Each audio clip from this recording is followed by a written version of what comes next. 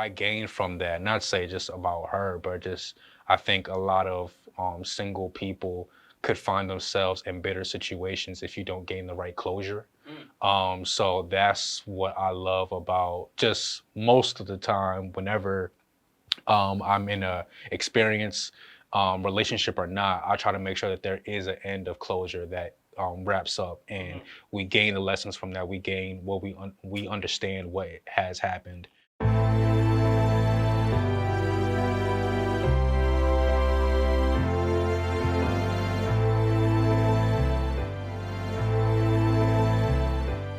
So, it was in high school. Okay. And he's actually a year younger than me. Okay. And I was at lunch with my friends. And I was the kind of girl where if I see somebody I like, I go up to him and say, hey, I like you. And that's basically what happened. Oh, yeah? So he was sitting with a lot of his friends at their lunch table. And I just walked over and was like, hey, I think you're cute. And then I walked away, and that was it. And then later on, he found me in the hallways. It's like, I think you're cute too. And then we just started talking from there. So I was at high school. I believe it was my junior year. Yes, it was my junior year. How I met my last relationship, we were in high school together. We were freshmen, graduate together, high school. And I will say the interesting about that dynamic was that we were friends first. He definitely wasn't my friend first, but we had a close connection in terms of, like, we liked the same music. Like, I'm in love with Chris Brown. He was in love with Chris Brown. He played sports. He was supportive of my dancing. And he thought that it was interesting that I was at church 24/7. She was pretty. She was strong. She was, in a sense, like, she was like popular. She was known. She was pretty. Like, we were really tight as like friends already at that point. So it was just like an automatic, like, let's go. There is this term called, like, what's your non-negotiables?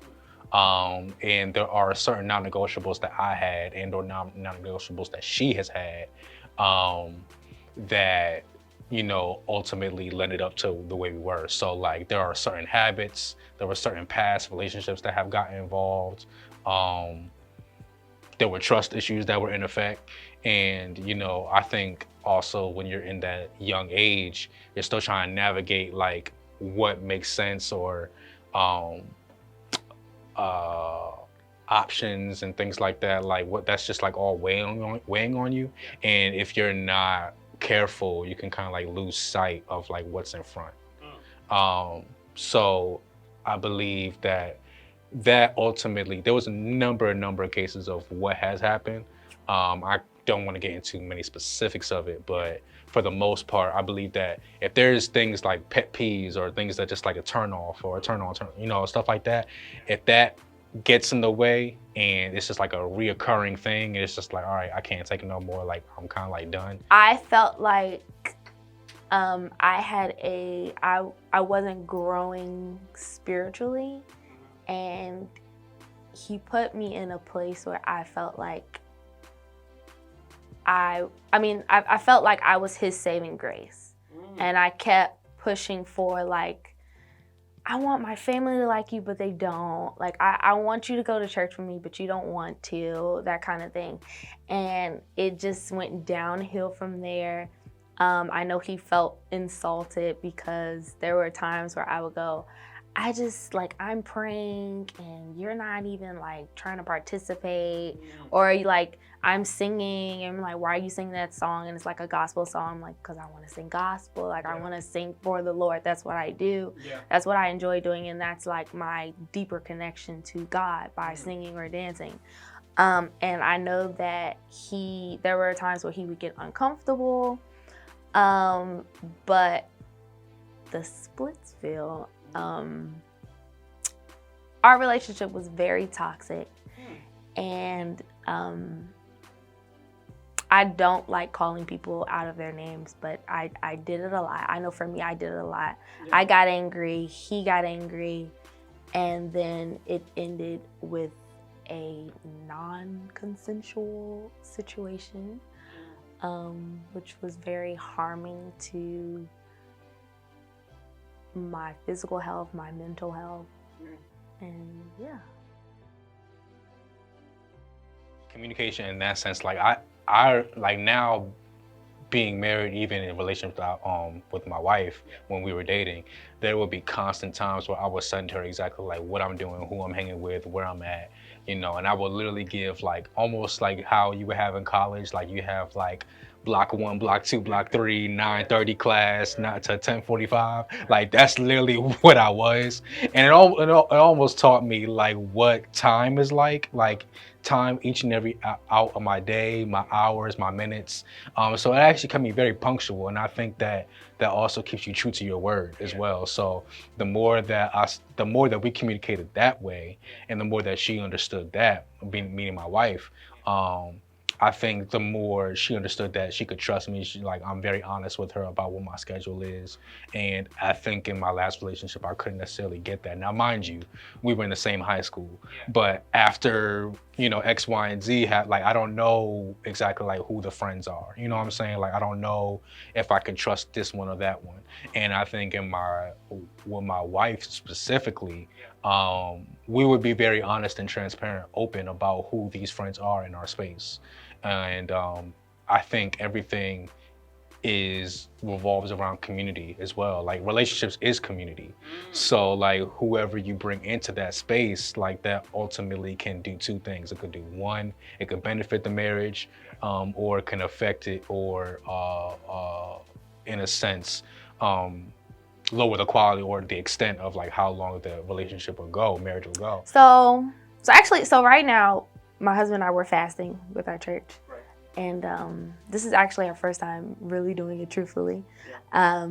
But I believe at that time, what made me a better person is prioritizing God. And after the suspension happened, the one thing I never wanted to happen happened, which is I disappointed my parents.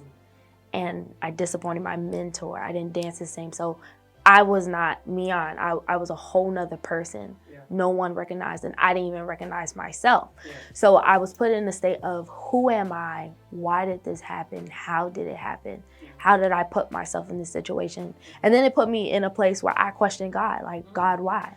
And I want to say that I really just had to have self-reflection. Yeah. And just remind myself that I am a child of God.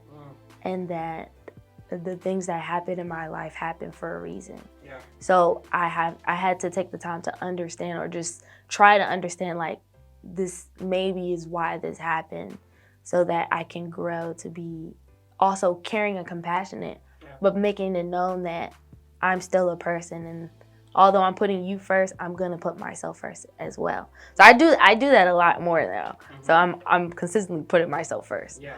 So I will say that was a learning experience. Me and my father, we talked about it. The difference between my ex and my wife. At one point, we had an honest conversation, and my dad was like, "Well, at least you have someone currently that understands ministry and understands exactly who you are." So I think that was also another point, because in my last relationship, there was almost like, not to say like a guessing game or whatever, like what to do, but it was kind of like that state of like, how should I act? How should I? Because this is not exactly like what I grew up to be.